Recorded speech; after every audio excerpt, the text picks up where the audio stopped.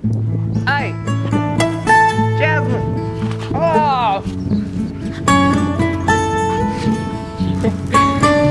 Hey guys, Michael here from FatToFit, and I'm here with Jasmine, who doesn't feel like being on camera today, so she's just going to sleep next to me.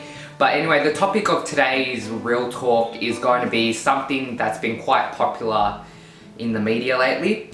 So kind of imagine you're 120 kilos in weight. So you're a 120 kilo individual, about 260 pounds. You're sitting on the couch, you're watching TV, which is something I used to do for hours and hours on end. And then a magazine cover pops up on the TV, or you see a commercial for something, and all you see is either this guy with massive pecs and ripped abs, or this girl who has the booty gains and the slim waist and everything like that. Your typical fitness models that are portrayed in the media. And you're watching that on TV, and then you start to feel guilty and bad about yourself because you don't look like that. And that's kind of something I wanted to talk about today in this video, body image. So I used to have very poor self-esteem and body image, and it really did affect how I thought about things and how I did things. But the reason for this video today is recently in Australia, in the past week, there's been this popular news story about this girl. I think her name's Essena, I think that's how you pronounce it, O'Neill. And so she's I'll give you some background in case you haven't heard about the story. She's a 19-year-old girl, and she's got hundreds of thousands of Instagram followers. And so she considers herself a model on Instagram, and she's been doing it for years. And she was making quite a lot of money off product placements and things like that. And anyway, she's come out to social media saying that she's quitting social media because everything it stands for is wrong in her mind, and everyone is just trying to make a profit. And that's the reason she quit social media, because it's all fake. And that's the issue that most people are getting hung up. You'll see YouTubers coming out with videos on that side of it, how social media is all fake and it's bad and everything. But the side I wanted to focus on was body image. So she talked a lot about how she'd take hundreds of photos trying to get the perfect look, the sucked in stomach, the big butt, anything like that to make her look good.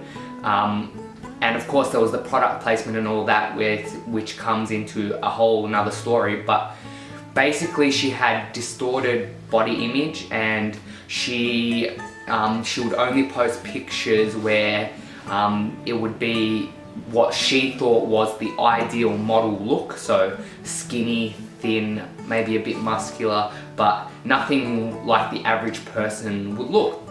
And I felt I could relate to that in terms of body image and how I used to think about myself, and how a lot of other people think about themselves when they see these kinds of things in the media. Because you know that most of the pictures in the media, when you see the 6 or 8 pack, or when you see the tiny waist and all of that, that a lot of these images are actually modified. So they're either photoshopped, or they're edited in some kind of way with some kind of filter to make them look like the ideal person. And I think when people see that, it distorts their perception of what their body should look like so much. Like, not even the models who are being taken in those photos or advertisements look like that. And so people get this unrealistic expectation that they have to look like that. And when I first started my fitness journey and losing weight, I was definitely one of those people. I thought at the end of my journey I had to be all big and muscular and look like these guys in these magazine covers or in these advertisements.